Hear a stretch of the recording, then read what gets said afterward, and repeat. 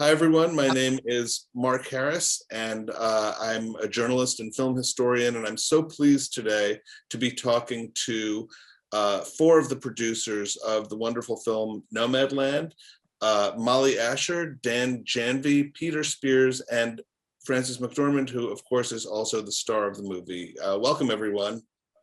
I wanted to ask, because this movie is so quietly observant and so realistic and so thoughtful. When I rewatched it last night, I thought it's probably easy for people to underestimate the amount of work and planning and forethought and shaping that went into this. And I want to make it clear to people that this isn't just some beautiful found object, that this was really thought about and worked on, and I'd love any or all of you to speak to just some of the effort that went into this. Well, from the beginning of the process, when Frances and I optioned the material and thought that the book itself could make a very interesting movie, we almost immediately, Frances had been in Toronto and had seen the writer and Chloe's incredible work on that, which actually was produced by Mollye as well. And we met with her quickly after that and got together and talked about the film, and thinking at first that it might be a more straightforward adaptation. She told us that that she had this idea that perhaps it was more in keeping with the sorts of movies she had made earlier. And when that happened, and when we had that conversation, we're excited about it.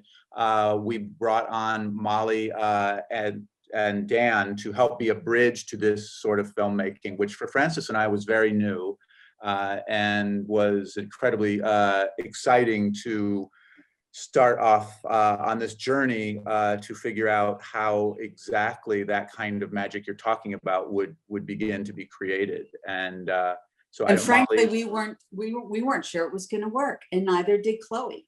She kept saying, it's a hybrid, not sure the hybrid thing's going to work, meaning putting together a professional actor with non-professional people from their lives. But that was where a really important moment, when that was decided and we all kind of committed to that. And then kind of the interviewing process began, right? Because that's kind of the way Chloe does it. She came and stayed with me in the town where I live for 3 days.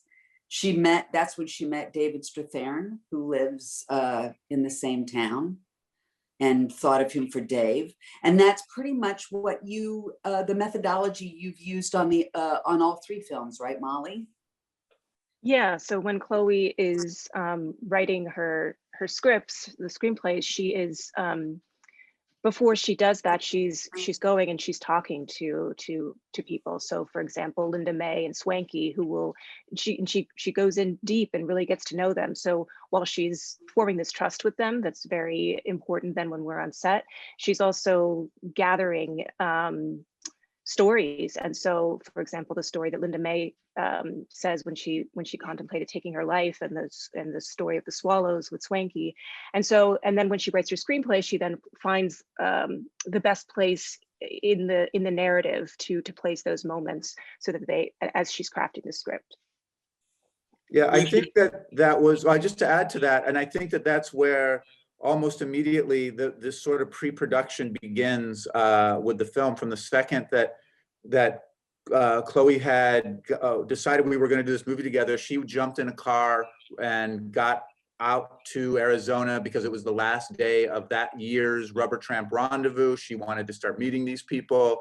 She was now going to begin really immersing herself as she could in this experience of this, and using the book, as we were saying, Jessica's great book, as a bit of a cliff notes of how to get into this community quicker than she might normally have done in the past. But And from there, we began just this pre-production idea, putting this movie together, knowing that within the year we were going to be shooting. And by September, we were doing this sort of boot camp version of the movie that we were shooting for 2 weeks in the Badlands. And Chloe and Mollye had thought that would be good for the rest of us to learn this style of filmmaking, who hadn't done this before. We also needed it seasonally.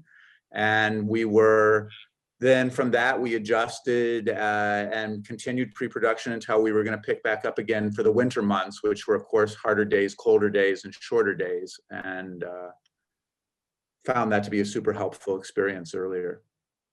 Can you talk a little bit more about Rubber Tramp Rendezvous and you know how pivotal that was to sort of developing and sharing with audiences the world of the nomads and of the movie?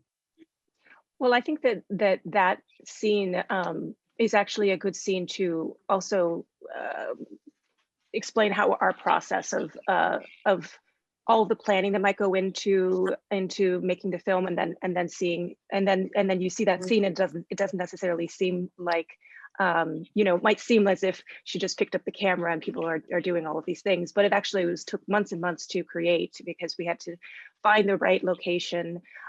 We had to find the right nomads to be a part of it. We had to gather all the information as to what an earlier RTR looked like, so that the designers could properly design. And then during that process was also when we were getting to know the people that would then be in the film, the you know, aside from Linda May and Swanky and Bob. I'd love to know a little bit about what the impulse was that this book by Jessica Bruder, which was very well received, of course, could be a movie, because it's not an automatic, obvious adaptation, and clearly you all took it as you said, a cliff notes and a jumping off point and a kind of user's guide to this world, but it's a real creative leap to take that book and understand that it can be a movie that is also a completely original creation that stands on its own. Part of it was, for me as a producer, was I was drawn to producing when I hit a certain age as an actor, and wanted to start telling stories that I could have a pivotal role in, rather than just a supporting role. Because I've spent most of my career as an actor supporting stories that were generally based on male protagonists, and I was a female supporting role in those stories. So there was a certain point where I literally just wanted bigger parts. And so I started looking for ways to generate that. And then, and it was successful in doing that with Olive Kittredge in a 6-part miniseries. So when I was looking for more, I just started looking at material differently, because I started looking at it from a female-centric storytelling position.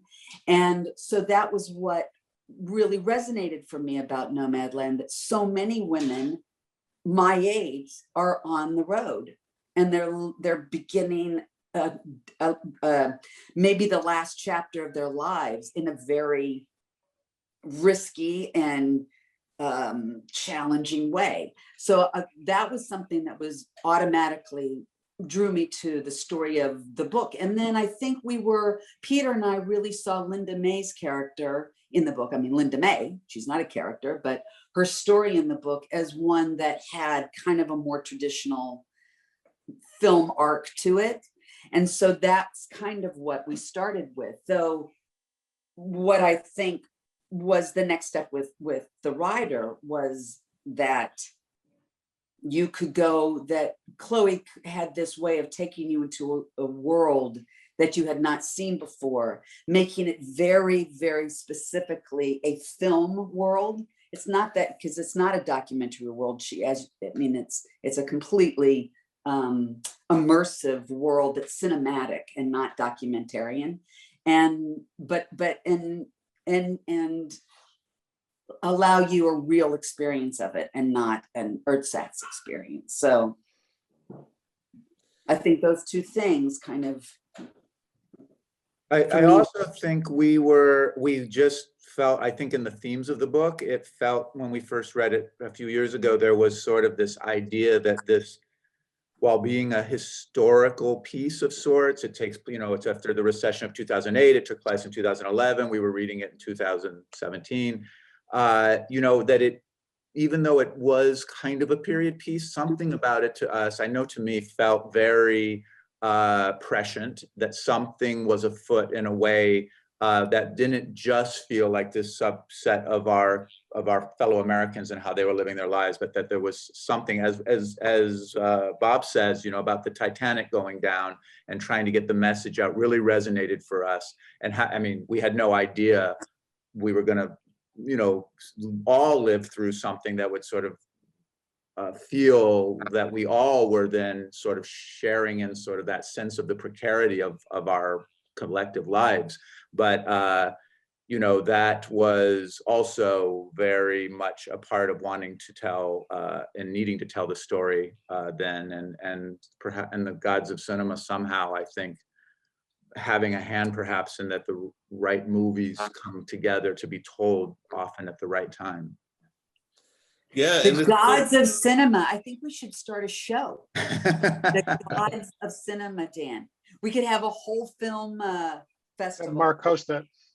The I just gods. saw them. I'm having the most bizarre experience on the Zoom because I went to the AMC in Brick, New Jersey yesterday and watched the movie again on the big screen. So I think though that the thing that struck me in terms of Mark's question about the adaptation is how unusual of an approach it is, and how few people talk about, because when I entered the process, Fern existed as the center of the movie. And so the idea was to create this character, Chloe and Fran would create this character of Fern. And I thought that was an incredible way into an adaptation. It's looking at a book and imagining, here's a character that didn't exist that could have existed in the book Nomadland. And then that's quite an unusual way to approach an adaptation, is to say, okay, we're going to invent a whole new character as a way to do this. And that also is completely liberating, because you're then oriented towards the story of a character that you're creating. But then also, Jessica was such an invaluable resource about actually creating, the book also exists as a bridge to the community that we made the movie in. And so just the very word adaptation, the degree to which we went through that process of like both creating an entirely new approach and then also leaning on the relationships and people that Jessica does feature, feels new to me. I always feel self-conscious saying things are new to people who study film like Mark, but at the time it felt new. I would not argue against new. I think it really is. And yet, it's been interesting to me that a lot of people who've seen the movie and who've loved the movie have said it reminds them of an 80-year-old movie, which is Grapes of Wrath. I think that there are some similarities, but also some really interesting, instructive differences. I mean, and I wonder if one of you would like to talk to that, because it seems to me that these characters in this movie aren't, or the people in this movie, I should say, aren't entirely sort of buffeted by forces beyond their control, that they also have a degree of agency in their own lives, and they have chosen a particular kind of life. Can one of you talk a little bit about finding that balance between people caught up in greater forces and people living lives on their own terms? Yeah, I think that there's a natural, everybody loves to make comparisons, right? But I think from a style point of view, it's much more like early De Sica movies, where he was working with, authentic stories and with non-professional actors in his stories. Like we recently watched The Roof, which is all about a young couple trying to build a dwelling on the outskirts of Rome, I think it was, or Milan, within during the night before the police come by to check if there's been a new shelter built, and all they have to do is they know if they get a roof on it, they'll be able to stay. And it's really exciting because it's literally the time it takes to get all the stuff and build the house, and it's just get the roof on. But I think that there's something, it's the poetry that Bob Wells, for me, he's a philosopher poet. And it's so much of what Chloe has created in the film is based on his philosophy of community, compassion, challenge, and and age, and letting go of stuff, and keeping things, your life as small and focused as possible and as independent as possible. And I think that there's something she really captured that it's kind of I think it is the philosophy that is the foundation for the whole movie. For me, she actually embodied it. I think that's such a great point about Desika. I mean, really, if you were looking to make Nomadland like the top half of a double feature, you could go right from there to The Roof or to Bicycle Thieves, and really see a kind of continuum of film history, from one of those movies to the other. Frances, I wanted to ask you, because you did have, I think, really unusual double duty on this movie, in that this once you signed off as a producer on this decision to use a cast largely of people who either had lived this kind of life or had not acted in movies before. Were you aware, did you think that, even as you were making a decision as a producer that was really going to make the movie special, that you were raising the degree of difficulty for yourself as an actor? That's what that boot camp was all about, that Peter was talking about. That month was really instructive. There's so many parts of it that Strathairn and I were perfect for, because we tend to subvert the idea of being, if anything, we like to go on a film set and try to pass as one of the crew. That's kind of our MO, right? Let's see how many crew members' names we can remember the first day you go to work, right? And see if somebody thinks you're one of the grips, right? Just kind of see how long you can get away with it. So that's part of our MO. But what I found in that, what we all found in that first month, was the best thing for me to do was not be a producer, only be Fern, have a bottle of tequila in the refrigerator at the end of the day, and get as much sleep as possible. Like I said at one point to Chloe, it's much better if I pretend to be exhausted than actually am exhausted. So there were a lot of things where these guys, I was the oldest one there. I mean, of our company at 60, 61, and I just simply could not keep up with these young people. So it was really to their credit that they kept me alive. And then I really didn't I didn't really kick back in as a producer until it was done. Wouldn't you say, you guys? I mean, I was a producer. Fully agree. Yeah. I think that comment you made about you and Strathairn tricking people, I think it's funny, but also I think that you did set like a leadership tone for our crew about being a film worker. So at risk of paying you a compliment publicly, I do think that was a real contribution to the production from a producing standpoint.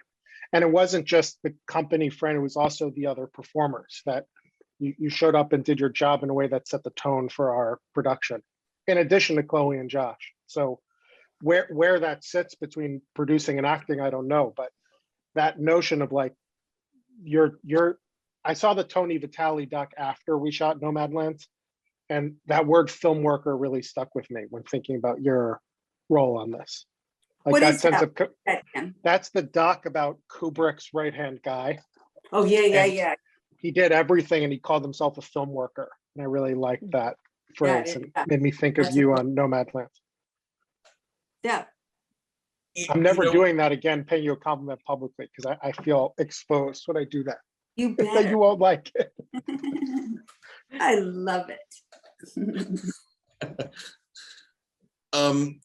You know, one word that comes up that people who love the movie use over and over again is authenticity. But that's a kind of tricky quality, and it can mean a lot of different things. And you know, I'm curious because you know, Mollye, you've worked, of course, with Chloe Zhao before, and Dan, you produced Beasts of the Southern Wild, and you know, I think that has something in common with Chloe's movies in terms of bringing in elements of observational realism, not documentary, but you know, something other than traditional narrative storytelling. But Peter, you come from a different place, and Frances, this was really new for you too. So any of you, please feel free to chime in about what authenticity in this movie meant to you while you were making it. That's like the big question. It's like, if that's the big goal.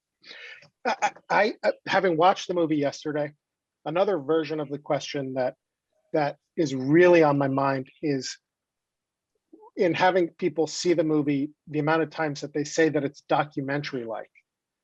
And I'm so curious what people mean when they say that, because I'm like, this has, especially in terms of the camera work and the editing.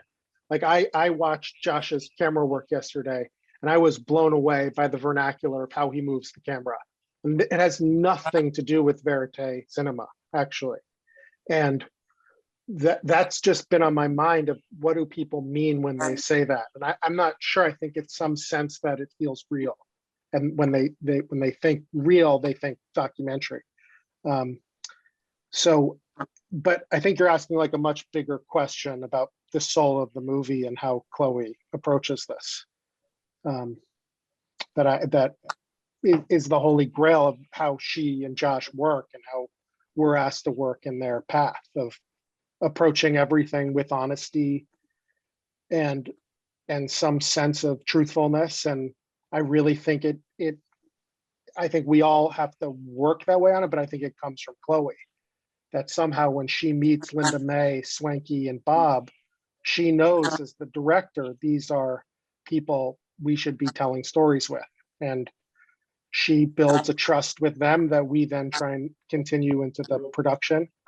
And I felt that true from Chloe across every aspect of filmmaking.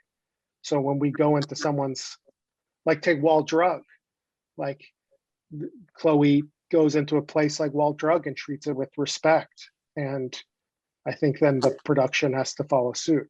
So it just strikes me that it's at the core of how Chloe approaches her work, is in pursuit of that goal.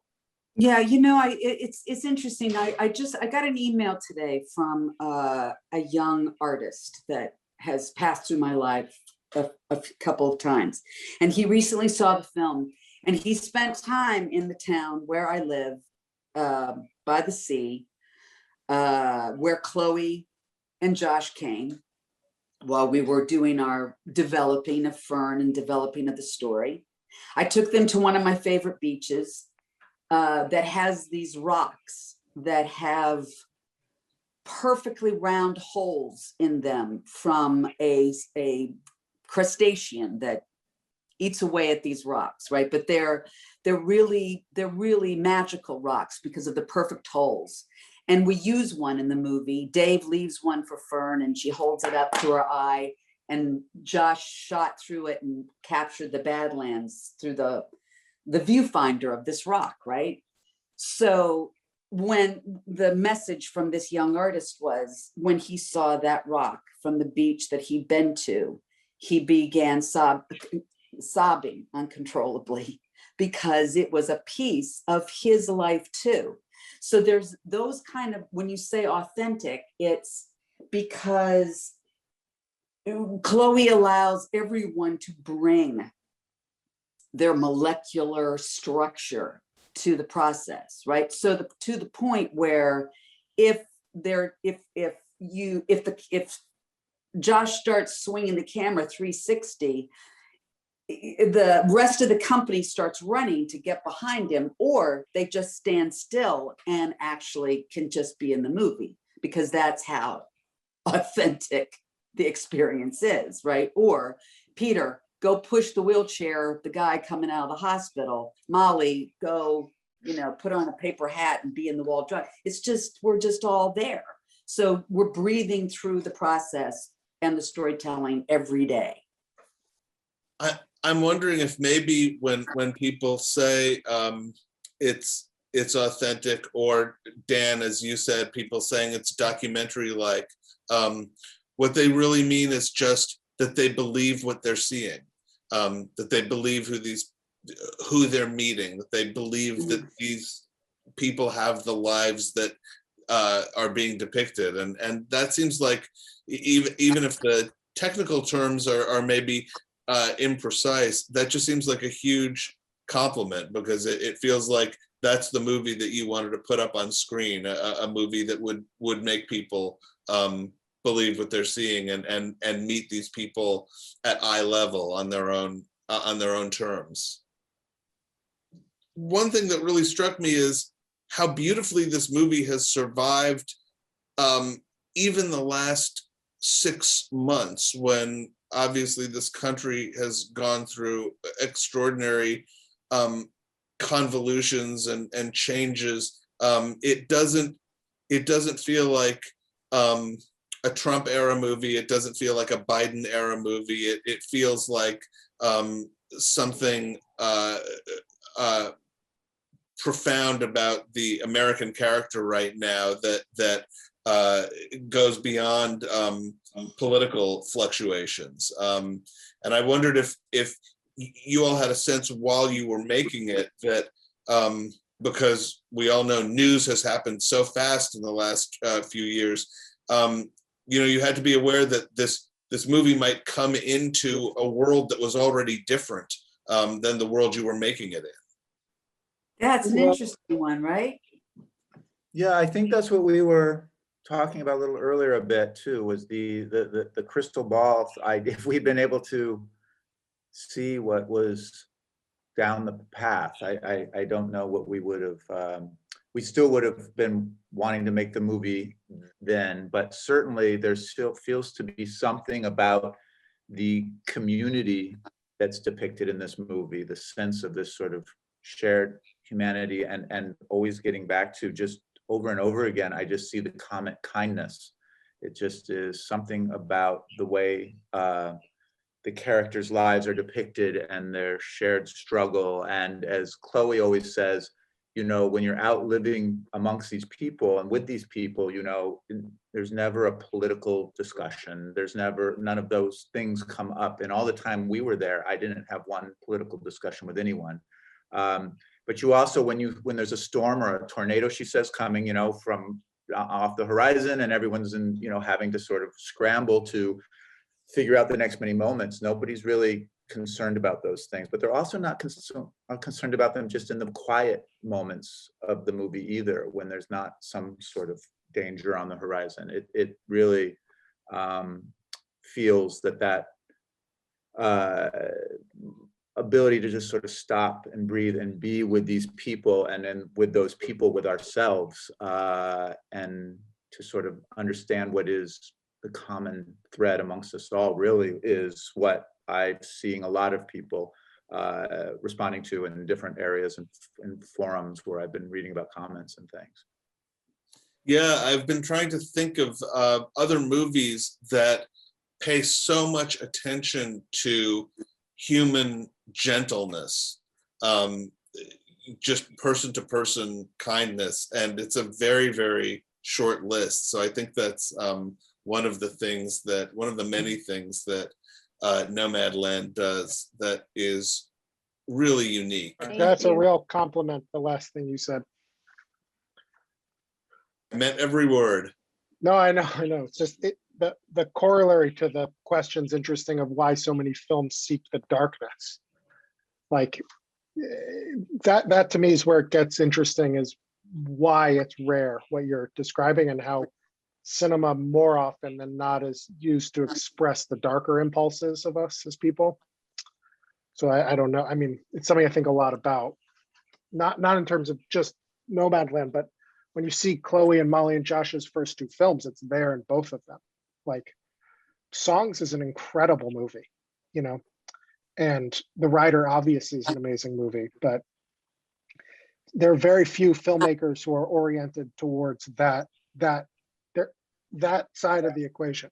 It's like, okay, let's find the kindness more so than whatever is hideous about us as human beings. It also really demands your empathic nature to come forward. You can't watch it cynically. There's no cynicism, which is That would be a really bad experience. Yeah. down with cynicism. But I think also the movie will change. You know, Mark, we didn't know when it would come out, and that what Peter was talking about too. It's like, I think the test of any good movie is that somehow in a few years it'll feel different to people, and I think it has to do with Fern and how she makes choices. And no matter what your station in life is, Fern's going through something where she's trying to live the purposeful life, and it's not easy. And I feel like that'll change for people if they watch it in a few years. And, you know, I think so. I hope so. That's the test, really. That's a really interesting thought.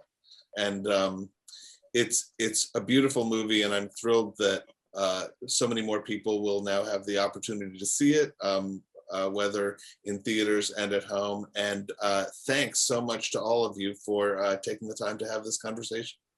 Thanks, Mark. Thank you, Mark.